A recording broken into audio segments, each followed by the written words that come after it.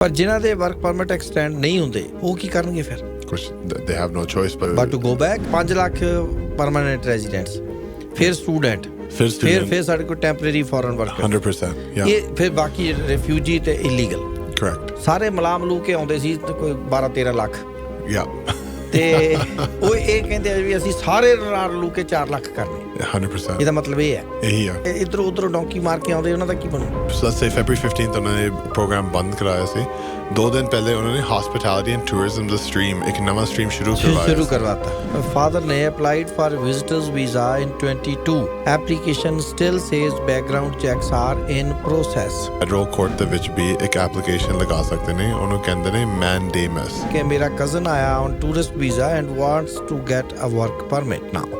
ਇਹ ਕਾਨੂੰਨ ਦੇ ਵਿੱਚ ਲਿਖਿਆ ਕਿ ਜੋ ਲੋਕ ਲਾਈਕ ਵਿਜ਼ਟਰ ਵੀਜ਼ਾ ਤੇ ਆਉਂਦੇ ਨੇ ਉਹ ਫਲੈਗ ਪੁਲਿੰਗ ਨਹੀਂ ਕਰ ਸਕਦੇ ਨੇ, ਨਹੀਂ ਤਾਂ ਫੜ ਕੇ ਵਾਪਸ ਵੀ ਭੇਜ ਸਕਦੇ at the border, 100%। ਜਦੋਂ ਤੁਸੀਂ ਰੈਫਿਊਜੀ ਕੇਸ ਸ਼ੁਰੂ ਕੀਤਾ ਤੁਸੀਂ ਬੇਸਿਕਲੀ ਕਹਿੰਦੇ ਕਿ ਮੈਂ ਹੁਣ ਵਾਪਸ ਨਹੀਂ ਜਾ ਸਕਦਾ ਕਿਉਂਕਿ ਮੇਰੇ ਲਾਈਫ ਵਿੱਚ ਕੋਈ ਖਤਰਨਾਕ ਹੀ ਗੱਲ ਹੈ, ਖਤਰਨਾਕ ਹੈ। Yes, U turn around, you go back, ਫਿਰ ਜੋ ਵੀ ਤੁਹਾਡਾ ਬੇਸਿਸ ਆਫ ਕਲੇਮ ਸੀ ਹੁਣ ਹੈ ਨਹੀਂ ਕਿਉਂਕਿ ਤੁਸੀਂ ਝੂਠ ਬੋਲਿਆ ਸੀ। ਮੇਰੇ ਕੋਲ ਵਰਕ ਪਰਮਿਟ ਆ LMIA ਦੇ ਬੇਸਿਸ ਤੇ। I have more than 1 year's experience. Now Alberta ਨੇ PR ਰੋਕ ਦਿੱਤੀ ਆ। ਚੇਂਜ ਆਫ ਕੰਡੀਸ਼ਨਸ ਇੱਕ ਐਪਲੀਕੇਸ਼ਨ ਸਟ੍ਰੀਮ ਹੁੰਦੀ ਹੈ ਜਿਹਦੇ ਨਾਲ ਤੁਸੀਂ ਐਕਸਪਲੇਨ ਕਰ ਸਕਦੇ ਹੋ, ਦੇਖੋ ਮੈਨੂੰ open work permit, location open ਹੋਣਾ ਚਾਹੀਦਾ। ਤੇ ਵਕੀਲ ਸਾਹਿਬ ਤੁਹਾਡਾ ਬਹੁਤ-ਬਹੁਤ ਸਵਾਗਤ, very good morning, welcome sir. Good morning ਜੀ, ਥੈਂਕ ਯੂ। ਇੱਕ ਨਾ ਬੜੀ ਚਰਚਾ ਚੱਲ ਰਹੀ ਹੈ, ਪਹਿਲਾਂ ਤਾਂ ਇਹ ਦੱਸੋ ਕਿ ਜਿਹੜੀ ਫੈਡਰਲ ਕੰਜ਼ਰਵੇਟਿਵ ਪਾਰਟੀ ਆ ਉਹਦੇ ਲੀਡਰ ਕਹਿ ਰਹੇ ਨੇ ਕਿ ਜੇ ਸਾਡੀ ਸਰਕਾਰ ਬਣੀ ਤੇ ਅਸੀਂ ਇਮੀਗ੍ਰੈਂਟਸ ਜਿਹੜੇ ਇੱਥੇ ਆਉਣੇ ਆ ਉਹਨਾਂ ਦੀ ਗਿਣਤੀ ਘਟਾਵਾਂਗੇ। Is it possible? I think anything is possible. Canada 'ਚ ਕੁਝ ਵੀ ਹੋ ਸਕਦਾ ਹੈ ਦੇਸ਼ ਦੇ ਵਿੱਚ, but politicians ਕਾਫੀ ਗੱਲਾਂ ਕਰਦੇ ਨੇ, but until they're in the position ਸਾਨੂੰ ਪਤਾ ਨਹੀਂ ਕਿ actually ਕੀ ਹੋਗਾ। 400,000 total numbers ਉਹ ਬਣਾਉਣਾ ਚਾਹੁੰਦੇ ਨੇ and generally ਇਹਦਾ ਮੇਨ ਮੋਟੀਵੇਸ਼ਨ ਇਹ ਹੈਗੀ ਹੈ ਕਿਉਂਕਿ ਘਰ ਦਾ ਖਰਚੇ, ਜਨਰਲ ਸੋਸਾਇਟੀ ਦੇ ਵਿੱਚ ਜੋ ਖਰਚੇ ਹੁੰਦੇ ਨੇ, ਕਾਸਟ ਆਫ ਲਿਵਿੰਗ, obviously ਇਹ ਬਹੁਤ ਵੱਡੀ ਗੱਲ ਹੈਗੀ ਆ ਅੱਜ ਕੱਲ੍ਹ ਸਾਡੇ ਸਿਸਟਮ ਦੇ ਵਿੱਚ। ਸੋ ਜੋ ਕੰਜ਼ਰਵੇਟਿਵਸ ਹੈਗੇ ਨੇ ਉਹਨਾਂ ਨੇ ਇਹ ਆਈ ਗੈਸ ਪਾਲਿਸੀ ਪੋਜੀਸ਼ਨ ਲਿੱਤਾ ਕਿ ਇਮੀਗ੍ਰੇਸ਼ਨ ਨੂੰ ਘਟਾਉਣਾ ਚਾਹੁੰਦੇ ਨੇ। At least it makes sense with the growth of housing and the growth of different elements of society, right? 400,000 ਬੰਦੇ ਉਹ ਬੁਲਾਉਣਾ ਚਾਹੁੰਦੇ ਨੇ। It's mix of permanent resident and temporary resident. So ਇਹ ਬਹੁਤ ਵੱਡੀ ਗੱਲ ਹੈਗੀ ਹੈ ਕਿਉਂਕਿ right now ਅੱਜ ਦਾ ਜੋ targets ਹੈਗੇ ਨੇ ਉਹ ਕਹਿੰਦੇ ਨੇ ਕਿ 500,000 permanent residents, ਇਕੱਲੇ permanent residents। ਹੁਣ ਤਾਂ ਹੈਗੇ 5 ਲੱਖ ਪਰਮਾਨੈਂਟ ਰੈਜ਼ੀਡੈਂਟਸ, ਫਿਰ ਸਟੂਡੈਂਟ, ਫਿਰ ਸਾਡੇ ਕੋਲ ਟੈਂਪਰੇਰੀ ਫੋਰਨ ਵਰਕਰ 100%, ਇਹ ਫਿਰ ਬਾਕੀ ਰਿਫਿਊਜੀ ਤੇ ਇਲੀਗਲ, correct, ਸਾਰੇ ਮਲਾਮ ਲੂ ਕੇ ਆਉਂਦੇ ਸੀ ਤੇ ਕੋਈ 12-13 ਲੱਖ ਤੇ ਉਹ ਇਹ ਕਹਿੰਦੇ ਵੀ ਅਸੀਂ ਸਾਰੇ ਰਲ ਲੂ ਕੇ 4 ਲੱਖ ਕਰਨੇ 100%। ਇਹਦਾ ਮਤਲਬ ਇਹ ਹੈ ਇਹੀ ਆ, ਹੁਣ ਇਹ 4 ਲੱਖ ਹੋ ਜਾਣਗੇ। ਆ ਜਿਹੜੇ ਇੱਧਰੋਂ ਉੱਧਰੋਂ ਡੌਂਕੀ ਮਾਰ ਕੇ ਆਉਂਦੇ ਉਹਨਾਂ ਦਾ ਕੀ ਬਣੂ? I don't think it'll be easy ਜੇ ਕਰਵਾਉਣਾ ਚਾਹੁੰਦੇ unless they just shut down programs। ਸਾਡਾ ਹੁਣ ਇਮੀਗ੍ਰੇਸ਼ਨ ਸਿਸਟਮ ਕਾਫੀ ਕੰਪਲੈਕਸ ਸਿਸਟਮ ਹੈਗਾ ਪੂਰੀ ਦੁਨੀਆ ਜੇ ਅਸੀਂ ਕੰਪੇਅਰ ਕਰਦੇ ਨੇ। I mean US is also very complex, don't get me wrong, but ਸਾਡੇ ਜੋ ਕੰਪਲੈਕਸਿਟੀਜ਼ ਹੁੰਦੇ ਨੇ ਇੱਦਾਂ ਸੋਚੋ ਕਿ ਸਾਡੇ ਜੋ ਪਰਮਾਨੈਂਟ ਰੈਜ਼ੀਡੈਂਸੀ programs ਹੈਗੇ ਨੇ, ਅਸੀਂ we have over 50 permanent residency programs। ਲੋਕ ਇਹ ਜਾਣਦੇ ਨਹੀਂ, obviously ਮੇਨ ਤੋਂ ਜਾਣਦੇ express entry, family sponsorship, ਇਹ ਸਾਰਾ ਕੁਝ, right? but ਜੇ ਅਸੀਂ deep dive ਕਰਦੇ ਨੇ ਪੂਰੀ ਸਿਸਟਮ ਦੇ ਵਿੱਚ it's over 50 different programs just for permanent residency। ਤੇ ਇਹ ਸਾਡਾ ਇਮੀਗ੍ਰੇਸ਼ਨ ਸਿਸਟਮ ਕੰਪਲੈਕਸ ਕਿਉਂ ਆ ਤੇ ਕਿਵੇਂ ਹੈ? how? Almost ਹਰ ਸਾਲ ਇੱਕ ਨਵਾਂ ਪ੍ਰੋਗਰਾਮ ਸ਼ੁਰੂ ਹੁੰਦਾ ਹੈ, ਇੱਕ ਨਵਾਂ ਪਾਲਿਸੀ ਗੋਲ ਸਰਕਾਰ ਸ਼ੁਰੂ ਕਰਦੇ ਨੇ and because of that ਇੱਕ ਨਵਾਂ new streams ਖੁੱਲ੍ਹਦੇ ਨੇ and immigration is one of those things, at least ਇਹ ਕੈਨੇਡਾ ਵਿੱਚ immigration ਇਹ ਪ੍ਰੋਗਰਾਮ ਹੈਗੇ ਜੋ ਬਹੁਤ reactive ਹੁੰਦੇ ਆ instead of necessarily proactive। ਕਿ ਪੂਰੀ ਦੁਨੀਆ ਵਿੱਚ ਜੇ ਕੋਈ ਇਸ਼ੂ ਹੋ ਰਿਹਾ ਜਾਂ ਜਨਰਲੀ ਕੋਈ ਟ੍ਰੈਂਡਸ ਬਣ ਰਹੇ ਨੇ then immigration tries to follow up inside of Canada। so maybe ਹੁਣ ਸੋਚ ਇਹ ਬਣ ਰਿਹਾ ਕਿ ਹੁਣ ਥੋੜ੍ਹਾ ਜਿਹਾ ਪ੍ਰੋਐਕਟਿਵ ਬਣਨਾ ਚਾਹੀਦਾ ਇਮੀਗ੍ਰੇਸ਼ਨ ਸਿਸਟਮ ਵਿੱਚ ਅੱਗੇ ਦੇਖ ਕਰ। we need to be looking at trends and playing defense। ਤੈਨੂੰ ਤੱਕ ਲੱਗਦਾ ਤੁਹਾਨੂੰ ਕਿ ਇਹਦੇ ਵਿੱਚ ਇੰਪਰੂਵਮੈਂਟਸ ਹੋਣਗੀਆਂ ਇਸ ਸਿਸਟਮ ਦੇ ਵਿੱਚ? ਬੜਾ ਬੁਰਾ ਹਾਲ ਹੋਇਆ ਪਿਆ ਹੁਣ ਤਾਂ ਇਹਦਾ। let's see when the elections happen, right? ਲੋਕ ਆਪਣੇ ਵੋਟਸ ਨਾਲ policy directions ਬਣਾਉਂਦੇ ਨੇ and we'll see when the election comes ਜੇ ਇਹ 4 ਲੱਖ ਦਾ ਜੋ ਅਨਾਊਂਸਮੈਂਟ ਬਣਿਆ ਸੀ ਇਹ ਲੋਕ ਮੰਨਦੇ ਨੇ ਉਹ ਕਰਵਾਉਣਾ ਚਾਹੁੰਦੇ ਨੇ ਜਾਂ ਨਹੀਂ। ਇਸ ਵੇਲੇ ਬੈਕਲੌਗ ਦੀ ਕੀ ਪੋਜੀਸ਼ਨ ਹੈ ਕਿੱਥੇ ਖੜੇ ਨੇ ਸਾਰੇ ਹੀ ਜਿਹੜੇ ਸੀਗੇ ਡਿਫਰੈਂਟ ਕੈਟੇਗਰੀ ਹਜੇ ਵੀ backlog ਚੱਲ ਰਹੀ ਹੈ but that's not the topic now of discussion right ਲੋਕ backlog ਤੋਂ ਹੁਣ ਇੱਕ overflow ਤੇ ਹੁਣ topic shift ਹੋ ਗਿਆ before it was about backlogs now it's about overflow now we have too many so jo backlog the gal chal raha it's still happening as far as I understand hajay bhi it's above a million applications but kafi applications jo even covid the time to shuru hoye si oh either immigration ne cancel karwata ya jo log wait karde si hun hor unnu patience नहीं है गया सो उन्होंने एक नवे application stream through कोशिश किया अपने family ਨੂੰ ਬੁਲਾਉਣ ਵਾਸਤੇ ਜਾਂ ਜੋ ਵੀ ਗੱਲ ਸੀ ਜਿਹੜਾ ਸਾਡਾ ਅਲਬਰਟਾ ਦਾ ਪ੍ਰੋਗਰਾਮ ਸੀ ਜਿਹੜਾ ਪ੍ਰੋਵਿੰਸ਼ੀਅਲ ਨੋਮੀਨੀ ਪ੍ਰੋਗਰਾਮ ਸੀ ਉਹਨੂੰ ਕੀ ਹੋਇਆ ਬਿਗ ਨਿਊਜ਼ ਉਹ ਦੱਸੋ ਸਾਨੂੰ ਕੀ ਹੋਇਆ ਡਿਟੇਲ ਆਮ ਸ਼ੋਰ ਹੁਣ 2 ਹਫ਼ਤੇ ਨਿਕਲ ਗਏ ਸੋ ਆਮ ਸ਼ੋਰ ਮੋਸਟ ਲੋਕ ਹੁਣ ਮੋਸਟ ਜੋ ਇਹ ਫੋਲੋ ਕਰਦੇ ਨੇ ਇਮੀਗ੍ਰੇਸ਼ਨ ਨੂੰ ਉਹ ਜਾਣਦੇ ਨੇ ਕਿ ਅਲਬਰਟਾ ਓਪਰਚੁਨਿਟੀ ਸਟਰੀਮ ਜੋ ਮੇਨ ਸਟਰੀਮ ਹੈ ਗਿਆ ਆਲਮੋਸਟ 90% ਬਿਜ਼ਨਸ ਅਸੀਂ ਕਹਿੰਦੇ ਨੇ ਲਾਈਨ ਆਫ ਬਿਜ਼ਨਸ ਜੀ ਸਾਡੇ provincial nominee program ਦੇ ਵਿੱਚ Alberta Advantage Immigration Program ਦੇ ਵਿੱਚ ਇਹ ਬੰਦ ਹੈ and so ਉਹਨਾਂ ਨੇ ਬੰਦ ਕਰਾਤਾ so February 15th I believe February 15th or 16th ਉਹਨਾਂ ਨੇ ਬੰਦ ਕਰਾਇਆ ਸੀ temporarily and I guess ਜੋ provincial program ਉਹਨਾਂ ਦਾ ਸੋਚ ਜੋ ਮੰਤਰੀ ਹੈਗੇ ਨੇ ਉਹਨਾਂ ਦਾ ਸੋਚ ਇਹ ਹੈਗੇ ਕਿ ਉਹ ਥੋੜਾ ਜਿਹਾ ਫੋਕਸ ਨੂੰ ਰੀਸ਼ਿਫਟ ਕਰਵਾਉਣਾ ਚਾਹੁੰਦੇ ਨੇ ਉਹ ਕਹਿੰਦੇ ਨੇ ਕਿ ਦੇਖੋ ਹੁਣ ਅਸੀਂ ਥੋੜਾ ਜਿਹਾ ਟਾਰਗੇਟਡ nominations ਕਰਵਾਉਣਾ ਚਾਹੁੰਦੇ ਨੇ and it's not I mean it is surprising ਮੈਨੂੰ ਥੋੜਾ ਜਿਹਾ ਸ਼ੌਕ ਸੀ I didn't even think ਕਿ ਉਹ Alberta opportunity stream ਬੰਦ ਕਰਾਂਗੇ but ਉਹਨੇ ਇਹ ਲਿਖਿਆ ਕਿ ਅਸੀਂ ਹੁਣ ਆਪਣਾ ਫੋਕਸ ਥੋੜਾ ਜਿਹਾ ਸ਼ਿਫਟ ਕਰਨੇ ਕੰਸਟਰਕਸ਼ਨ ਇੰਡਸਟਰੀ ਦੇ ਕੋਲ hospitality tourism general labor ਉਹ ਦੇਖਣਾ ਚਾਹੁੰਦੇ ਨੇ ਕਿ ਹੁਣ Alberta ਦੇ ਵਿੱਚ ਜ਼ਰੂਰੀਆਂ ਕੀ ਹੈਗੇ ਨੇ so what I am telling people ਹੁਣ of course ਜੋ ਬੰਦੇ ਹੁਣ 1 ਸਾਲ ਤੱਕ ਟਾਈਮ ਪਹੁੰਚਣ ਵਾਲੇ ਨੇ and they were thinking ਉਹ ਜੋ ਤਿਆਰ ਕਰ ਰਹੇ ਸੀ ਆਪਣੀ ਐਪਲੀਕੇਸ਼ਨ I'm generally saying ਕਿ ਤੁਸੀਂ ਹੁਣ express entry ਤੇ focus shift ਕਰੋ express entry ਕਿਉਂਕਿ generally speaking you have no other choice ਅੱਛਾ choice ਹੀ ਨਹੀਂ ਹੈ ਉਹਨਾਂ ਕੋਲ I don't think so I mean generally speaking ਤੇ ਇਹ ਕੀਤਾ ਕਿਉਂ ਆ ਬੰਦ ਉਹਨਾਂ ਨੇ I think it's just changing the program ਜੇ ਅਸੀਂ Alberta express entry ਦੇਖਦੇ ਨੇ Alberta express entry ਦੇ ਵਿੱਚ ਵੀ ਕਾਫੀ ਹੁਣ ਜੋ draws ਉਹ ਨਿਕਾਲ ਰਹੇ ਨੇ they are focused on these industries and ਸ਼ਾਇਦ Alberta ਇਹ position ਲੈਣਾ ਚਾਹੁੰਦੇ ਨੇ ਕਿ ਸਾਨੂੰ ਹੁਣ specific industries ਦੇ ਵਿੱਚ specific ਬੰਦੇ ਚਾਹੁੰਦੇ ਨੇ and so that's why we are going to now maybe shift the program entirely. So let's say February 15th ਉਹਨਾਂ ਨੇ program ਬੰਦ ਕਰਾਇਆ ਸੀ 2 ਦਿਨ ਪਹਿਲੇ ਉਹਨਾਂ ਨੇ hospitality and tourism the stream ਇੱਕ ਨਵਾਂ stream ਸ਼ੁਰੂ ਕਰਵਾਤਾ and ਉਹ ਕਹਿੰਦੇ March 1st ਮਤਲਬ this Friday ਇੱਕ ਨਵਾਂ stream ਸ਼ੁਰੂ ਹੋਗਾ right and it seems like ਹੁਣ ਜੋ ਅੱਜ ਦਾ ਸਰਕਾਰ ਹੈਗੇ ਨੇ ਉਹ ਇਹ ਹੁਣ ਨਵੇਂ ਮਤਲਬ strategy ਸ਼ੁਰੂ ਕਰ ਰਹੇ ਨੇ ਕਿ ਅਸੀਂ ਸਪੈਸਿਫਿਕ ਸਟਰੀਮਸ ਤੇ ਫੋਕਸ ਕਰਾਂਗੇ ਜੋ ਹੁਣ ਇੱਥੇ ਸਟੱਡੀਜ਼ ਕਰਦੇ ਨੇ ਜੋ ਇੱਥੇ ਕੰਮ ਕਰਦੇ ਨੇ ਉਹ ਜੇ ਤੁਸੀਂ ਉਹ ਸਟਰੀਮਸ ਵਿੱਚ ਨਹੀਂ ਫਿਟ ਹੁੰਦੇ then ਤੁਸੀਂ ਤਾਂ ਫਸ ਜਾਵਾਂਗੇ ਪਰ ਸਰਕਾਰ ਨੂੰ ਇਹ ਬੰਦ ਕਰਨ ਤੋਂ ਪਹਿਲਾਂ ਜਿਵੇਂ ਤੁਸੀਂ ਦੱਸ ਰਹੇ ਹੋ ਕਿ ਕੁਝ ਲੋਕ ਦੇ ਵਰ ਔਨ ਦਾ ਵਰਜ ਕਿ ਉਹਨਾਂ ਨੇ ਬਸ ਹੁਣ ਅਪਲਾਈ ਕਰਨਾ ਸੀ ਉਹਨਾਂ ਦਾ ਬਿਲਕੁਲ ਖਿਆਲ ਨਹੀਂ ਰੱਖਿਆ I agree with you it's called amnesty period ਇੱਕ usually ਕੀ ਹੁੰਦਾ ਕਿ ਸਰਕਾਰ ਦਾ ਜਦੋਂ ਇਹ ਫੈਸਲੇ ਲਾਈਕ ਇੰਨੇ ਵੱਡੇ this is a big decision right ਇੰਨਾ ਵੱਡਾ ਫੈਸਲਾ ਉਹ ਬਣਾਉਂਦੇ ਨੇ usually consultations ਹੁੰਦੇ ਨੇ ਜਾਂ ਕੋਈ ਗੱਲ ਹੁੰਦੇ ਨੇ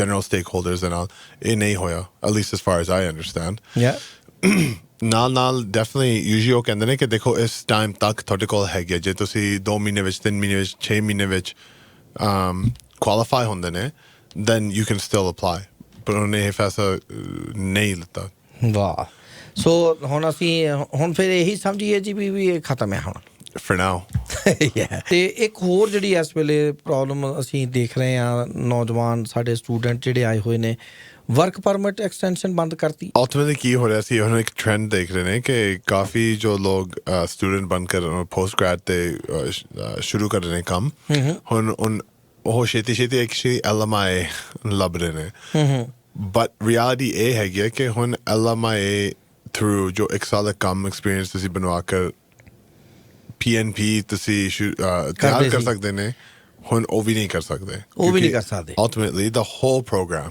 is shut down. ANP ਜੀ ਚਲਾ ਗਿਆ ਤਾਂ ਤੁਸੀਂ ਉਹਦੇ ਤਹਿਤ ਐਕਸਪੀਰੀਅੰਸ ਵੀ ਨਹੀਂ ਲੈ ਸਕਦੇ. It basically in my eyes right now ਇੱਕ ਪਾਸੇ ਇਹ specific streams ਹੋਣਗੇ right ਜਿੱਦਾਂ ਇਹਨਾਂ ਨੇ hospitality and tourism the stream announcement ਕਰਾਇਆ ਸੀ 2 ਹਫ਼ਤੇ ਪਹਿਲੇ ਜੀ ਜਾਂ ਤੁਹਾਡੇ ਦੂਜੀ ਆਪਸ਼ਨ ਹੋਗਾ express entry ਜਿੱਥੇ ਤੁਸੀਂ online federal express entry profile ਬਣਵਾ ਕੇ ਤੁਸੀਂ ਅਲਬਰਟਾ ਦਿਖਾਣਾ ਪਊਗਾ ਕਿ ਤੁਸੀਂ ਅਲਬਰਟਾ ਸ਼ਿਫਟ ਕਰਨਾ ਚਾਹੁੰਦੇ ਨੇ ਐਂਡ ਹੋਪਫੁਲੀ ਤੁਹਾਡਾ selection Alberta express entry through ਹੀ ਬਣ ਜੂਗੀ ਪਰ ਜਿਨ੍ਹਾਂ ਦੇ ਵਰਕ ਪਰਮਿਟ ਐਕਸਟੈਂਡ ਨਹੀਂ ਹੁੰਦੇ ਉਹ ਕੀ ਕਰਨਗੇ ਫਿਰ ਕੁਛ they have no choice but to go back for now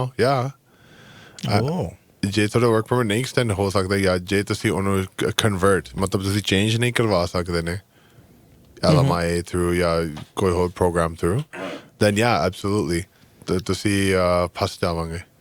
ਵਾਹ ਸਵਾਲ ਸੀ ਆਇਆ ਹੋਇਆ ਸਾਡੇ ਕੋਲ ਤੇ ਉਹ ਕਹਿੰਦੇ ਕਿ ਮੇਰੇ ਮਦਰ ਜਿਹੜੀ ਆ ਉਹ ਓਲਡ ਹੈਗੇ ਆ ਸੀਨੀਅਰ ਆ ਅਸੀਂ ਦੋਏ ਭਰਾ ਇੱਥੇ ਹੀ ਆ ਤੇ ਕੀ ਉਹਨਾਂ ਦਾ H&C ਕੈਟੇਗਰੀ ਦੇ ਵਿੱਚ ਉਹਨਾਂ ਦਾ ਵੀਜ਼ਾ ਲੱਗ ਸਕਦਾ ਇੱਥੇ ਆ ਸਕਦੇ ਆ ਜੀ ਵਿਡੋਡ ਨੇ ਮਦਰ ਉਹਨਾਂ ਦੇ H&C humanitarian compassionate ਜੋ ਨਾ ਹੈਗੀ ਆ ਪ੍ਰੋਗਰਾਮ ਦੀ ਆਪਸ਼ਨ ਤਾਂ ਬਣ ਸਕਦੀ ਆ that's for sure.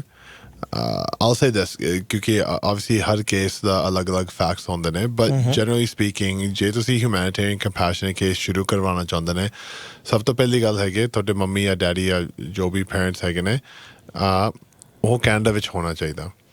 ਅੱਛਾ ਇੱਥੇ ਹੋਣੇ ਚਾਹੀਦੇ ਆ ਐਗਜ਼ੈਕਟਲੀ ਜੇ ਇਹ ਮਤਲਬ ਜੇ ਇੱਥੇ ਹੈਗੇ ਨੇ then you have to understand ਕਿ look just because ਸਾਡੇ ਜੋ ਹੁਣ culture ਹੁੰਦੇ ਆ joint family culture we take care of our parents those kinds of things obviously it matters but ਸਰਕਾਰ ਦਾ ਪੋਜੀਸ਼ਨ ਹਮੇਸ਼ਾ ਇੱਥੇ ਸ਼ੁਰੂ ਹੁੰਦਾ ਹੈ ਉਹ ਕਹਿੰਦੇ ਨੇ ਦੇਖੋ ਤੁਸੀਂ ਆਪਣੇ ਆਪ ਫੈਸਲਾ ਬਣਾਇਆ ਸੀ ਕਿ ਤੁਸੀਂ ਕੈਨੇਡਾ ਇਮੀਗ੍ਰੇਟ ਕਰਨਾ ਚਾਹੁੰਦੇ ਨੇ ਤੁਸੀਂ ਜਾਣਦੇ ਨੇ ਕਿ ਨੈਚੁਰਲੀ ਜਦੋਂ ਕੋਈ ਬੰਦੇ ਇਮੀਗ੍ਰੇਟ ਕਰਦੇ ਨੇ ਕਿ ਨੈਚੁਰਲੀ ਫੈਮਿਲੀ ਸੈਪਰੇਸ਼ਨ ਤਾਂ ਬਣਦੀ ਆ ਹੁੰਦੀ ਹੈ this is your choice right ਕਿ ਤੁਸੀਂ ਇਹ ਫੈਸਲਾ ਬਣਾਇਆ ਸੀ. ਕੁਐਸਚਨ ਹੈ ਜੀ ਕਿ ਮੇਰੇ father ne applied for visitors visa in 22 application still says background checks are in process. It has been way too long te he has come here many times before te hamesha rules and regulations nu follow kita te timely fashion ਚ ਵਾਪਸ ਜਾਂਦੇ ਰਹੇ. ਉਹ ਕਹਿੰਦੇ ਕਿ ਅਸੀਂ ਆਪਣੇ local MP ਨੂੰ ਵੀ ਰੀਚ ਆਊਟ ਕੀਤਾ ਪਰ ਕੋਈ ਹੈਲਪ ਨਹੀਂ ਹੋ ਸਕੀ. ਸਟੈਂਡਰਡ ਰਿਪਲਾਈਜ਼ ਨੇ ਲੌਂਗ ਟਾਈਮ ਹੋ ਗਿਆ ਕੋਈ ਜਵਾਬ ਨਹੀਂ ਆ ਰਿਹਾ. ਅਸੀਂ ਕੀ ਕਰਨਾ ਚਾਹੀਦਾ ਸਾਨੂੰ ਕਿ ਵਿਡਰਾ ਕਰ ਲਈਏ ਰੀਅਪਲਾਈ ਕਰੀਏ ਕੀ ਕਰੀਏ ਜੇ ਤੁਸੀਂ ਕਰਵਾਉਣਾ ਚਾਹੁੰਦੇ ਨੇ I mean ਇੱਕ ਹੋਰ ਆਪਸ਼ਨ ਵੀ ਹੈਗੀ yes you can withdraw and reapply I don't see an issue necessarily with that but ਤੀਜੀ ਆਪਸ਼ਨ ਇਹ ਹੁੰਦੀ ਹੈ ਕਿ ਤੁਸੀਂ ਫੈਡਰਲ ਕੋਰਟ ਦੇ ਵਿੱਚ ਵੀ ਇੱਕ ਐਪਲੀਕੇਸ਼ਨ ਲਗਾ ਸਕਦੇ ਨੇ ਉਹਨੂੰ ਕਹਿੰਦੇ ਨੇ ਮੈਂਡੇਮਸ ਦਾ ਮਤਲਬ ਇਹ ਹੈਗੀ ਕਿ ਤੁਸੀਂ ਹੁਣ ਸਰਕਾਰ ਨੂੰ ਥੋੜ੍ਹਾ ਜਿਹਾ ਫੋਰਸ ਕਰਵਾਉਣਾ ਚਾਹੁੰਦੇ ਨੇ ਕਿ ਤੁਹਾਨੂੰ ਐਂਡ ਤੁਹਾਡੇ ਫੈਮਿਲੀ ਨੂੰ ਇੱਕ ਜਵਾਬ ਆਉਣਾ ਚਾਹੀਦਾ negative ਜਾਂ positive but at least ਘੱਟ ਤੋਂ ਘੱਟ ਜਵਾਬ ਤਾਂ ਆਉਣਾ ਚਾਹੀਦਾ that way you can decide what to do next right so federal court ਜੇ ਤੁਸੀਂ ਕਹਿੰਦੇ ਹੁਣ 2 ਸਾਲ ਦਾ ਟਾਈਮ ਨਿਕਲ ਗਿਆ I agree I think ਇਹ ਕਾਫੀ ਲੰਬੀ ਟਾਈਮ ਹੈਗੀ ਕਿ ਸ਼ਾਇਦ ਤੁਹਾਡੇ ਕੋਲ ਇੱਕ ਇਹ ਰਾਸਤਾ ਹੈਗਾ ਕਿ ਤੁਸੀਂ ਮੈਂਡੇਮਸ ਐਪਲੀਕੇਸ਼ਨ ਫੈਡਰਲ ਕੋਰਟ ਥਰੂ ਹੀ ਲਾ ਸਕਦੇ ਨੇ. ਇਹ ਐਪਲੀਕੇਸ਼ਨ ਵਿਡਰਾ ਨਹੀਂ ਕੀਤੀ ਜਾ ਸਕਦੀ ਹੋ ਸਕਦੀ ਹੈ yeah I'm saying you can withdraw if you want to reapply okay ਮੈਂ ਨਹੀਂ ਕਹਿ ਰਿਹਾ ਕਿ ਇਹ ਆਪਸ਼ਨ ਨਹੀਂ ਹੈਗਾ but I'm curious ਕਿ ਤੁਹਾਡਾ ਹੁਣ background ਤੁਹਾਡੇ father ਦੇ file background checks ਵਿੱਚ ਕਿੱਦਾਂ ਫਸ ਗਿਆ right and especially ਜਿੱਥੇ ਤੁਸੀਂ ਕਹਿ ਰਹੇ ਕਿ ਹੁਣ ਕਾਫੀ ਲੰਬੀ ਹਿਸਟਰੀ ਹੈਗੀ ਕੈਨੇਡਾ ਆਉਣ ਦੀ ਜਾਣ ਦੀ so for me federal court makes sense but it's costly right ਖਰਚੇ ਤਾਂ ਹੈਗੇ ਨੇ federal court through so it's not for everyone. ਹਾਂ ਤੇ ਇੱਕ ਕੁਐਸਚਨ ਆਇਆ ਜੀ ਕਿ ਕੋਈ ਅਪਡੇਟ ਹੈ ਜੀ ਸਿਟੀਜ਼ਨਸ਼ਿਪ ਐਪਲੀਕੇਸ਼ਨ ਫੀਸ ਵੇਵਰ ਬਾਰੇ ਪ੍ਰਾਈਮ ਮਿਨਿਸਟਰ ਨੇ ਪ੍ਰੋਮਿਸ ਕੀਤਾ ਸੀ No. Promise ਕੀਤੇ ਦਾ ਕੋਈ ਮਤਲਬ ਨਹੀਂ. Yeah, no updates right. Main focus right now is to manage immigration, right? ਹਜੇ ਤੱਕ ਉਹਨੇ ਕੋਈ fee waiver ਦਾ ਕੋਈ ਨਵਾਂ announcement ਨਹੀਂ ਬਣਵਾਇਆ. Yeah, update. ਤੇ ਇੱਕ ਹੋਰ ਬੜਾ ਇੰਟਰਸਟਿੰਗ ਕੁਐਸਚਨ ਹੈ ਇਹਦੇ ਬਾਰੇ ਵੈਸੇ ਤੁਸੀਂ ਸਾਨੂੰ ਦੱਸੋਗੇ. It's Vishwa who writes ਕਿ ਮੇਰਾ ਕਜ਼ਨ ਆਇਆ on tourist visa and wants to get a work permit now. ਤੇ ਉਹ ਕਹਿੰਦੇ ਕਿ ਸਾਨੂੰ ਇਹ ਪਤਾ ਲੱਗਾ ਹੈ ਕਿ people at CBSA offices are not accepting walk-ins at Alberta borders, ਕੀ ਇਹ ਠੀਕ ਹੈ ਤੇ ਕੀ ਕਰਨਾ ਚਾਹੀਦਾ? ਇਹਨੂੰ ਕਹਿੰਦੇ ਨੇ flag polling, right? Look, generally speaking, ਇਹ ਕਾਨੂੰਨ ਦੇ ਵਿੱਚ ਲਿਖਿਆ ਕਿ ਜੋ ਲੋਕ ਲਾਈਕ ਵਿਜ਼ਿਟਰ ਵੀਜ਼ਾ ਤੇ ਆਉਂਦੇ ਨੇ ਉਹ flag polling ਨਹੀਂ ਕਰ ਸਕਦੇ ਨੇ. Unfortunately, flag polling, yeah, sorry, I should explain. Flag polling ਦਾ ਮਤਲਬ ਇਹ ਹੈ ਕਿ ਤੁਸੀਂ border ਜਾ ਕਰ ਉੱਥੇ ਤੁਸੀਂ work permit ਲਗਾ ਸਕਦੇ ਨੇ ਜਾਂ ਤੁਸੀਂ ਆਪਣੇ ਆਪ ਨੂੰ like for example ਕੀ ਕਹਿੰਦੇ ਨੇ you can renew your status or whatever ਕਿ ਤੁਸੀਂ application border ਤੇ ਬਣਵਾਓ, right? Main point ਇਹ ਹੈਗਾ. Only those ਉਹ ਲੋਕ ਜੋ visa exempt ਹੁੰਦੇ ਨੇ ਜਿਨ੍ਹਾਂ ਨੂੰ electronic travel authorization ETA ਮਿਲ ਸਕਦੀ ਆ ਫਿਰ ਉਹ flag polling ਕਰ ਸਕਦੇ ਨੇ. ਤੇ ਅਸੀਂ ਤਾਂ ਉਸ ਕੈਟਾਗਰੀ 'ਚ ਆਉਂਦੇ ਨਹੀਂ. No. ਜੀ. Unfortunately, border ਤੇ ਇਹ policy ਉਹ properly enforce ਨਹੀਂ ਕਰਦੇ. So ਕਾਫੀ ਲੋਕ BC ਜਾਂਦੇ ਨੇ for example ਜਾਂ Ontario ਜਾਂਦੇ ਨੇ ਜਿੱਥੇ flag polling ਉਹ ਮਤਲਬ ਉਹ accept ਕਰਦੇ ਨੇ but it's not proper. So ਸਾਡੇ ਆਫਿਸ ਵਿੱਚ ਇਹ policy ਹੁੰਦੀ ਕਿ ਤੁਸੀਂ ਕਦੋਂ ਨਹੀਂ ਜੋ at least ਇੰਡੀਆ ਤੋਂ ਆਉਂਦੇ ਨੇ ਕਦੋਂ ਨਹੀਂ border ਤੇ ਜਾਣਾ ਚਾਹੀਦਾ ਕਿਉਂਕਿ ਉੱਥੇ ਬਹੁਤ ਵੱਡੀ risk ਬਣਦੀ ਹੈ. ਜਸਟ ਲਾਸਟ ਵੀਕ ਇੱਕ ਸਾਡੇ ਆਫਿਸ ਵਿੱਚ ਇੱਕ ਫਾਈਲ ਆਈ ਸੀ ਜਿੱਥੇ ਉਹਨਾਂ ਨੇ ਵਰਕ ਪਰਮਿਟ ਤੇ ਕੋਸ਼ਿਸ਼ ਕਰਵਾਇਆ ਸੀ ਐਟ ਦ ਕੂਟਸ ਬਾਰਡਰ ਇੱਥੇ ਐਲਬਰਟਾ ਦਾ ਜੋ US ਬਾਰਡਰ ਹੁੰਦੀ ਆ. they rejected it. They said no, you're not allowed to. ਇਹ ਬਹੁਤ inconsistent ਹੁੰਦੀ ਹੈ. it's very big risk. it's better ਕਿ ਤੁਸੀਂ online application ਬਣਵਾਓ. Right? At least that way ਉਹ ਤੇ ਬਾਰਡਰ ਤੇ ਨਾ ਜਾਓ ਨਹੀਂ ਤਾਂ ਫੜ ਕੇ ਵਾਪਸ ਵੀ ਭੇਜ ਸਕਦੇ. At the border, yeah, 100%. 100%. Do not make an application at the border. ਹਾਂ ਇਹ ਸਿੱਧੀ ਕਲੀਅਰ ਹੈ. ਆ ਲੋਕ ਜੀ ਦਾ ਇੱਕ ਕੁਐਸਚਨ ਆਇਆ ਜਤਿਨ ਜੀ ਉਹ ਕਹਿੰਦੇ ਨੇ ਕਿ ਮੇਰੀ ਡਾਟਰ ਇਨ ਲਾ ਨੂੰ ਮੈਡੀਕਲ ਦੀ ਕਾਲ ਆ ਗਈ ਸੀ ਉਹਨਾਂ ਦਾ ਮੈਡੀਕਲ ਹੋ ਗਿਆ ਤੇ ਹੁਣ ਕਿੰਨਾ ਕੁ ਟਾਈਮ ਉਹਨਾਂ ਨੂੰ ਵੇਟ ਕਰਨਾ ਪੈ ਸਕਦਾ ਹੈ? I don't know. It depends. ਕਿਹੜੀ ਮਤਲਬ ਕੰਟਰੀ ਤੋਂ ਐਪਲੀਕੇਸ਼ਨ ਬਣਵਾਇਆ ਉਹ ਕਿੱਥੇ ਰਹਿੰਦੇ ਨੇ ਕੈਨੇਡਾ ਵਿੱਚ ਹੈਗੇ ਨੇ ਓਵਰਸੀਜ਼ ਹੈਗੇ ਨੇ I don't know. Generally speaking, look, it's about processing time. ਤੁਸੀਂ online ਆਪਣਾ ਜਿੱਥੋਂ ਵੀ ਐਪਲੀਕੇਸ਼ਨ ਤੁਸੀਂ ਬਣਵਾ ਰਹੇ ਨੇ ਉੱਥੇ online ਤੁਸੀਂ ਦੇਖ ਲਓ processing time ਕੀ ਹੈਗੀ. It doesn't matter ਕਿ ਜੇ ਤੁਹਾਨੂੰ ਇੱਕ ਹਫ਼ਤੇ ਵਿੱਚ ਇੱਕ ਮਹੀਨੇ ਵਿੱਚ you know 6 months after ਤੁਹਾਨੂੰ medical information request ਮਿਲਦੇ ਆ.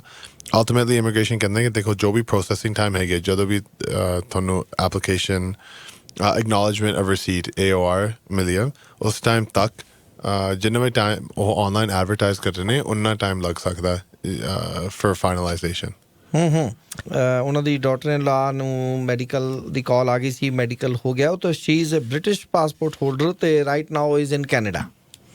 Yeah, I mean, look, online, jo inland visa process, inland spousal sponsorship processing time hai okay, ek saal da time lag sakte. So just ek saal. Yeah, just mentally be ready for 1 year, right? Yeah, bilkul theek hai. From the time you started the file. Oh, file start hon to 1 saal lagna ji. Yes. Very good. Fir to thoda kam nede hi hona kam. I think so. Complicated ja question hai ki can a refugee claimant go back to India permanently before getting PR? No. Refugee case the ਲੜਾਈ ਕਰ ਰਹੇ ਨੇ ਇੱਥੇ ਜੇ ਤੁਸੀਂ ਜਿੱਤ ਗਏ the expectation is ਕਿ especially ਜੇ ਤੁਸੀਂ refugee case ਇੰਡੀਆ ਤੋਂ ਬਣਵਾਇਆ ਮਤਲਬ ਕਿ ਇੰਡੀਆ against ਇੰਡੀਆ ਤੁਸੀਂ ਕਦੋਂ ਵੀ ਨਹੀਂ ਵਾਪਸ ਜਾ ਸਕਦੇ ਨੇ. ਅੱਛਾ ਇੰਡੀਆ ਨੇ ਤੁਹਾਨੂੰ ਅਲਾਉ ਨਹੀਂ ਕਰਨਾ ਹੈ? No, ਇੰਡੀਆ ਨਹੀਂ ਇੱਥੇ ਨਹੀਂ ਅਲਾਉ ਕਰਨਾ ਕਿਉਂਕਿ ਤੁਸੀਂ ਜਦੋਂ ਤੁਸੀਂ refugee case ਸ਼ੁਰੂ ਕੀਤਾ ਤੁਸੀਂ ਬੇਸਿਕਲੀ ਕਹਿੰਦੇ ਕਿ ਮੈਂ ਹੁਣ ਵਾਪਸ ਨਹੀਂ ਜਾ ਸਕਦਾ ਕਿਉਂਕਿ ਮੇਰੀ ਲਾਈਫ ਵਿੱਚ ਕੋਈ ਖਤਰਨਾਕ ਹੀ ਗੱਲ ਹੈ. ਖਤਰਨਾਕ ਹੈ ਯੈਸ. ਜੇ ਤੁਸੀਂ ਜਿੱਤਦੇ ਨੇ and then you turn around, you go back. ਫਿਰ ਜੋ ਵੀ ਤੁਹਾਡਾ basis of claim ਸੀ ਜੀ ਉਹ ਤਾਂ ਹੁਣ ਹੈ ਨਹੀਂ ਕਿਉਂਕਿ ਤੁਸੀਂ ਝੂਠ ਬੋਲਿਆ ਸੀ.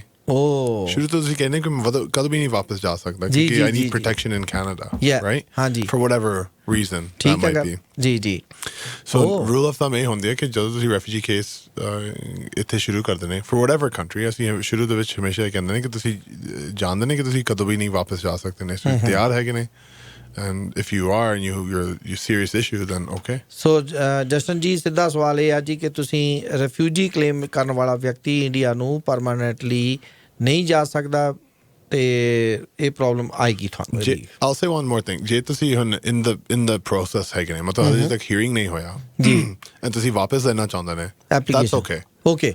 ਐਪਲੀਕੇਸ਼ਨ ਵਾਪਸ ਲੈ ਕੇ ਜਾ ਸਕਦੇ ਹੋ ਯਾ ਵਾਪਸ ਲੈ ਕੇ ਜਾ ਸਕਦੇ ਹੋ ਬਟ ਜੇ ਤੁਸੀਂ ਜਿੱਤ ਗਏ ਹਾਂ ਉਸ ਤੋਂ ਬਾਅਦ ਤੁਸੀਂ ਕਦੋਂ ਫੇਰ ਨਹੀਂ ਜਾ ਸਕਦੇ ਫੇਰ ਨਹੀਂ ਜਾ ਸਕਦੇ yes You can go like let me explain further now okay ਕਿਉਂਕਿ ਜੇ ਤੁਸੀਂ ਵਾਪਸ ਚਲੇ ਗਏ ਇਦਾਂ ਨਹੀਂ ਕਿ ਕੋਈ 에어ਪੋਰਟ ਦੇ ਵਿੱਚ ਤੁਹਾਨੂੰ ਰੋਕੂਗਾ ਪਰ ਜਦੋਂ ਤੁਸੀਂ ਵਾਪਸ ਆਵਾਂਗੇ you will be stopped CBSA ਕਹੇਂਗੇ ਕਿ ਤੁਸੀਂ ਇੰਡੀਆ ਜਾਂ ਕਿੱਥੇ ਇੰਡੀਆ ਕਿਵੇਂ ਚਲੇ ਗਏ ਕਿਵੇਂ ਚਲੇ ਗਏ ਤੁਸੀਂ ਇੱਥੇ ਰੈਫਿਊਜੀ ਕੇਸ ਬਣਵਾਇਆ ਸੀ ਰਾਈਟ ਮੈਸੇਜ ਹੈ ਜੀ ਕਿ spousal case is still showing security clearance waiting for the last almost 3 years wow Ki solution ਹੋ ਸਕਦਾ ਜੀ ਇਹ ਜੋ ਡਿਲੇ ਵਾਲੇ ਫਾਈਲਸ ਹੁੰਦੇ ਨੇ ਜਨਰਲੀ ਸਪੀਕਿੰਗ ਹਮੇਸ਼ਾ ਇਹ ਫੈਡਰਲ ਕੋਰਟ ਦੇ ਵਿੱਚ ਇੱਕ ਸੋਲੂਸ਼ਨ ਹੁੰਦੇ ਉਹ ਕਹਿੰਦੇ ਨੇ ਮੈਂਡੇਮਸ ਐਪਲੀਕੇਸ਼ਨ ਅਗੇਨ ਮੈਂਡੇਮਸ ਮਤਲਬ ਇਹ ਹੈਗਾ ਕਿ ਤੁਸੀਂ ਕੋਰਟ ਦੇ ਵਿੱਚ ਇਹ ਲੜਾਈ ਕਰਨ ਜਾ ਰਹੇ ਨੇ ਤੁਸੀਂ ਕਹਿਣਾ ਚਾਹੁੰਦੇ ਨੇ ਕਿ ਦੇਖੋ ਸਰਕਾਰ ਨੇ ਸਾਨੂੰ ਹੁਣ ਇੰਨਾ ਟਾਈਮ ਬਾਅਦ ਜਵਾਬ ਨਹੀਂ ਦਿੱਤਾ ਕੇਸ ਦੇ ਵਿੱਚ ਇਹ ਜੋ ਡਿਲੇ ਹੈਗੀ ਆ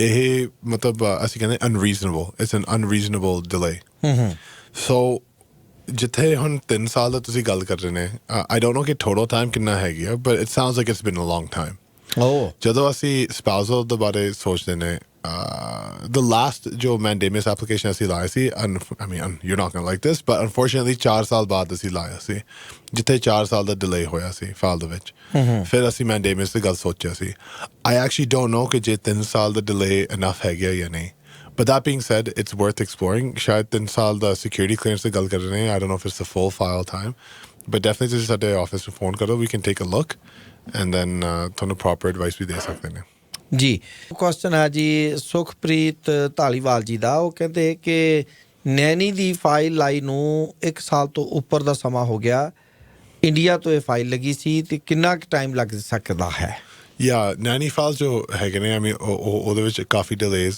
ਚੱਲ ਰਹੇ ਨੇ that's just normal ਸਾਨੂੰ ਹੁਣ ਫਾਈਲ ਨੰਬਰ ਜੋ 2 ਸਾਲ ਪਹਿਲੇ ਅਸੀਂ ਫਾਈਲ ਆਇਆ ਸੀ ਹੁਣ ਨੰਬਰਸ ਆ ਰਹੇ ਨੇ ਸੋ ਰਾਈਟ ਨਾਓ ਤੁਸੀਂ ਥੋੜ੍ਹਾ ਜਿਹਾ ਸਬਰ ਨਾਲ ਤੁਸੀਂ ਵੇਟ ਕਰਨਾ ਪਊਗਾ ਪੇਰੈਂਟਸ ਐਂਡ ਗ੍ਰੈਂਡ ਪੇਰੈਂਟਸ ਨੂੰ ਸੀਰੀਅਸਲੀ ਕਿਉਂ ਨਹੀਂ ਸਰਕਾਰ ਲੈ ਰਹੀ ਕਦੋਂ PGP ਵਾਸਤੇ ਐਪਲੀਕੇਸ਼ਨ ਲੈਣਗੇ ਇਹ ਪੂਲ ਕਿਉਂ ਨਹੀਂ ਕਲੀਅਰ ਹੋ ਰਿਹਾ I think right now ਇਹ ਪ੍ਰਾਇੋਰਟੀ ਨਹੀਂ ਹੈਗਾ ਸਰਕਾਰ ਦੇ ਲਈ ਕਾਫੀ ਹੁਣ ਇਸ਼ੂਜ਼ ਚੱਲ ਰਹੇ ਨੇ ਇਮੀਗ੍ਰੇਸ਼ਨ ਦੇ ਵਿੱਚ ਜੋ ਅਸੀਂ ਇਸ ਸੈਗਮੈਂਟ ਦੇ ਵਿੱਚ ਗੱਲ ਕੀਤਾ ਸੀ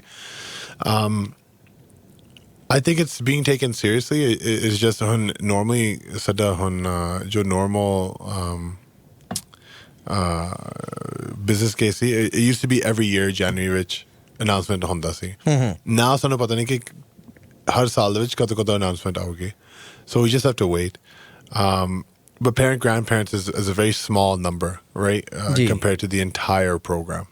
Of immigration, right? ਪਰ ਅਜੇ ਕੋਈ ਨਹੀਂ ਵੈਸੇ ਆਪਣੇ MP ਨੂੰ ਪੁੱਛਣਾ ਚਾਹੀਦਾ Yeah, I mean MP definitely ਇੱਕ ਜਗ੍ਹਾ ਹੁੰਦੀ ਹੈ but generally speaking ਹੁਣੀ ਮਤਲਬ ਦਸੰਬਰ ਦੇ ਵਿੱਚ ਜੋ ਲਾਸਟ ਪ੍ਰੋਗਰਾਮ ਦੀ ਇਨਵੀਟੇਸ਼ਨਸ ਮਿਲਿਆ ਸੀ ਉਹਨੇ ਬੰਦ ਕਰਾਇਆ ਸੀ so I don't see ਕਿ at least ਸਮਰ ਤੱਕ ਕੋਈ ਨਵਾਂ ਖਬਰ ਆਊਗੀ ਜੀ it's about transparency right ਕਾਫੀ ਲੋਕ ਜਾਣਦੇ ਨੇ ਕਿ ਕੋਈ ਚੀਜ਼ਾਂ ਉਹ ਆਪਣੇ ਆਪ ਹੀ ਕਰ ਸਕਦੇ ਨੇ I really appreciate that that's the first time ਕਿ live on there message from Goldie ਉਹ ਕਹਿੰਦੇ ਕਿ ਮੇਰੇ ਕੋਲ ਵਰਕ ਪਰਮਿਟ ਹੈ ਔਨ LMIA ਦੇ ਬੇਸਿਸ ਤੇ I have more than 1 year's experience now Alberta ਨੇ PR ਰੋਕ ਦਿੱਤੀ ਆ ਸੋ ਮੈਂ ਇੱਥੇ ਆਪਣੀ ਵਾਈਫ ਤੇ 2 ਬੱਚਿਆਂ ਦੇ ਨਾਲ ਆ ਤੇ ਮੈਨੂੰ ਕੀ ਕਰਨਾ ਚਾਹੀਦਾ for PR express entry the focus shift ਕਰਵਾਉਣਾ ਚਾਹੀਦਾ that's really the only option right now ਹੁਣ I hope ਕਿ ਤੁਹਾਡਾ ਜੋ ਵੀ ਕੰਮ ਹੈਗਾ ਉਹ skilled work ਦੇ ਵਿੱਚ ਮਿਲਦੀ ਆ and ਨਾ ਤੁਹਾਡਾ English skills IELTS exam obviously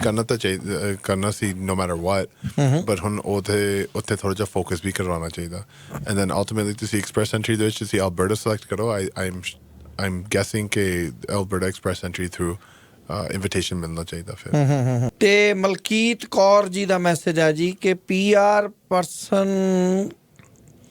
Canada ਦਾ PR ਇੰਡੀਆ ਦੇ ਵਿੱਚ ਕਿੰਨੀ ਲੰਬੀ ਸਟੇ ਵਾਸਤੇ ਰਹਿ ਸਕਦਾ ਕੈਨੇਡਾ ਦਾ PR ਇੰਡੀਆ ਵਿੱਚ ਕਿੰਨਾ ਲੰਬੀ ਓਕੇ ਸੋ ਹਰ PR ਜੋ ਹਰ ਬੰਦੇ ਜੋ PR ਹੈਗੇ ਨੇ ਕੈਨੇਡਾ ਦੇ ਵਿੱਚ ਬੇਸਿਕ ਕਾਨੂੰਨ ਦੇ ਵਿੱਚ ਇਹ ਲਿਖਿਆ ਕਿ 5 ਸਾਲ ਦੀ evaluation period ਅਸੀਂ ਕਹਿੰਦੇ ਨੇ 5 ਸਾਲ ਵਿੱਚ ਬੰਦਾ 2 ਸਾਲ ਕੈਨੇਡਾ ਵਿੱਚ ਰਹਿਣਾ ਚਾਹੀਦਾ 5 ਸਾਲਾਂ ਚੋਂ 5 ਸਾਲਾਂ ਚੋਂ ਸੋ ਮੈਕਸਿਮਮ ਫਿਰ 3 ਸਾਲ ਲਗਾਤਾਰ ਵੀ ਰਹਿ ਸਕਦਾ 3 ਸਾਲ ਬਾਹਰ I mean technically yeah right ਤੁਹਾਡੇ ਕੋਲ 2 ਸਾਲ ਕੈਨੇਡਾ ਚ ਹੋਣੇ ਚਾਹੀਦੇ ਆ PR ਲੈਣ ਤੋਂ ਬਾਅਦ ਹਰ 5 ਸਾਲ 2 ਹਰ ਸਾਲ 5 ਸਾਲ ਦੇ ਵਿੱਚੋਂ 2 ਦੋ ਸਾਲ ਸਾਲ ਇੱਥੇ ਸੱਜਣ ਆਏ ਨੇ ਜੀ। ਉਹ ਕਹਿੰਦੇ ਕਿ ਮੈਨੂੰ ਪਿਛਲੇ ਸਾਲ ਜਨਵਰੀ ਵਿੱਚ ਸਿਟੀਜ਼ਨਸ਼ਿਪ ਦੀ ਮੈਂ ਟੈਸਟ ਦਿੱਤਾ, ਕਲੀਅਰ ਹੋ ਗਿਆ, ਸਾਰਾ ਕੁਝ ਹੋ ਗਿਆ, ਅਤੇ ਮੈਨੂੰ ਅਜੇ ਤੱਕ ਸਿਟੀਜ਼ਨਸ਼ਿਪ ਦੀ ਕਾਲ ਨਹੀਂ ਆਈ, ਅਤੇ ਮੇਰਾ PR ਕਾਰਡ ਇਸ ਸਾਲ ਐਕਸਪਾਇਰ ਹੋ ਜਾਣਾ ਮਾਰਚ ਵਿੱਚ। Should I apply for PR card? Yes, long story short, ਸ਼ਾਇਦ ਇੱਦਾਂ ਵੀ ਹੋ ਸਕਦਾ ਹੈ ਮਾਰਚ ਤੋਂ ਪਹਿਲੇ ਤੁਹਾਨੂੰ ਸਿਟੀਜ਼ਨਸ਼ਿਪ ਵੀ ਫਾਈਨਲ ਡਿਸੀਜਨ ਵੀ ਮਿਲ ਜੂਗੀ, ਔਰ ਐਟਲੀਸਟ ਓਥ ਸੈਰੇਮੋਨੀ ਦਾ ਇਨਵੀਟੇਸ਼ਨ ਜੋ ਹੈਗੀ ਆ। What I would do is, if I were you, is I would web form.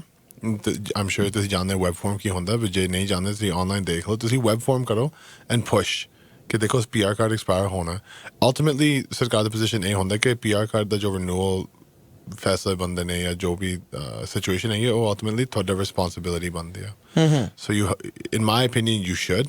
Rajesh ji the message ਹੈ ਜੀ। ਉਹ ਕਹਿੰਦੇ ਕਿ ਮੈਂ ਕੈਨੇਡੀਅਨ ਸਿਟੀਜ਼ਨਸ਼ਿਪ ਟੈਸਟ ਨਵੰਬਰ 21 ਦੇ ਵਿੱਚ ਕਲੀਅਰ ਕੀਤਾ, ਅੱਜ ਤੱਕ ਮੈਨੂੰ ਕੋਈ ਕਨਫਰਮੇਸ਼ਨ ਨਹੀਂ ਆਈ ਉਸ ਸੈਰੇਮਨੀ ਦੀ, ਅਤੇ ਮੈਂ ਇਨਕੁਆਇਰੀਆਂ ਜਦੋਂ ਉਹਨਾਂ ਤੋਂ ਕਰਦਾ ਅਤੇ ਉਹ ਕਹਿ ਦਿੰਦੇ ਆ ਜੀ ਕਿ ਅੰਡਰ ਪ੍ਰੋਸੈਸ ਹੈ, ਅਤੇ ਹੋਰ ਕਿੰਨੀ ਕੁ ਪ੍ਰੋਸੈਸ ਚੱਲਣੀ।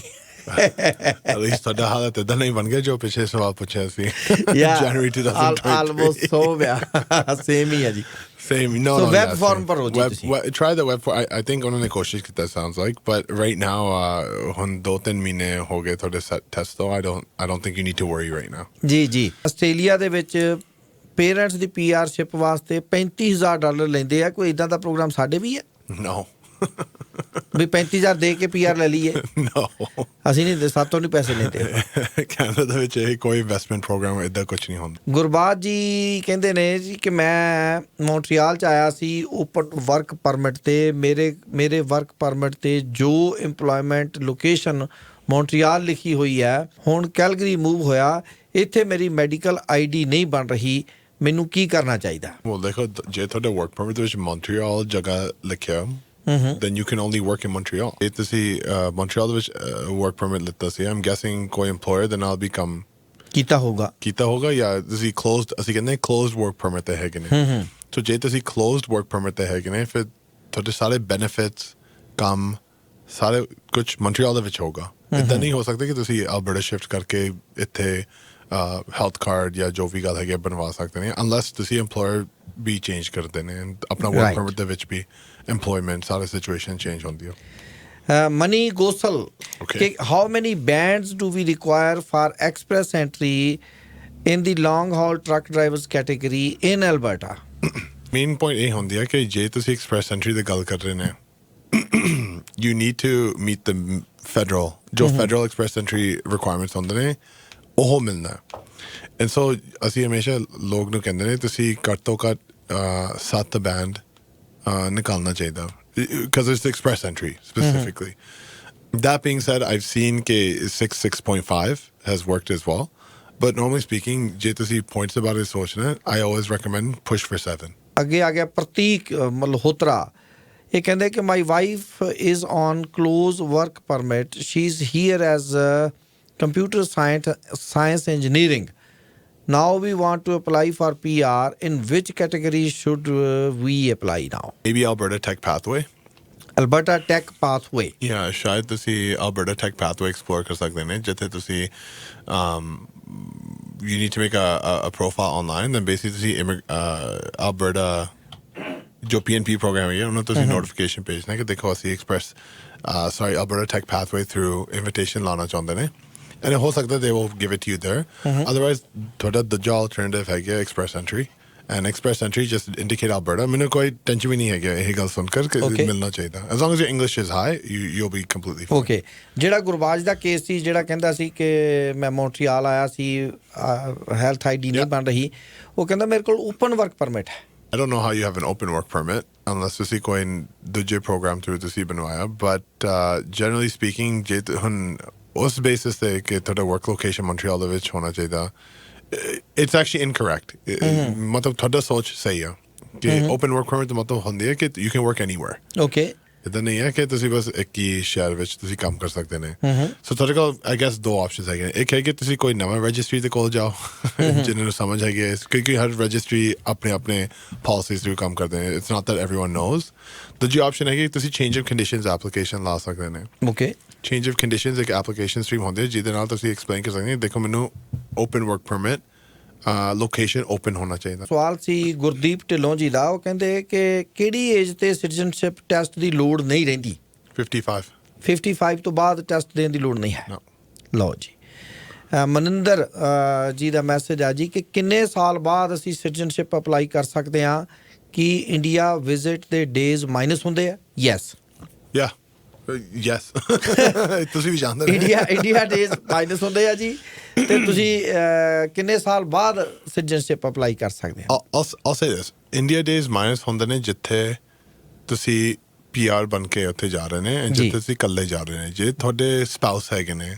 ਜੇ ਉਹ ਸਿਟੀਜ਼ਨ ਹੈਗੇ ਨੇ ਤੁਸੀਂ ਸਪਾਊਸ ਦੇ ਨਾਲ ਇੰਡੀਆ ਜਾ ਰਹੇ ਨੇ ਜੀ ਫਿਰ ਉਹ ਦਿਨ ਐਕਚੁਅਲੀ ਤੁਸੀਂ ਉਹਦਾ ਫਾਇਦਾ ਉਠਾ ਸਕਦੇ ਨੇ they're not negative ਜੀ ਬੜੀ ਮਿਹਰਬਾਨੀ ਵਕੀਲ ਸਾਹਿਬ ਤੁਹਾਡਾ ਬਹੁਤ ਬਹੁਤ ਧੰਨਵਾਦ ਥੈਂਕ ਯੂ ਜੀ ਥੈਂਕ ਯੂ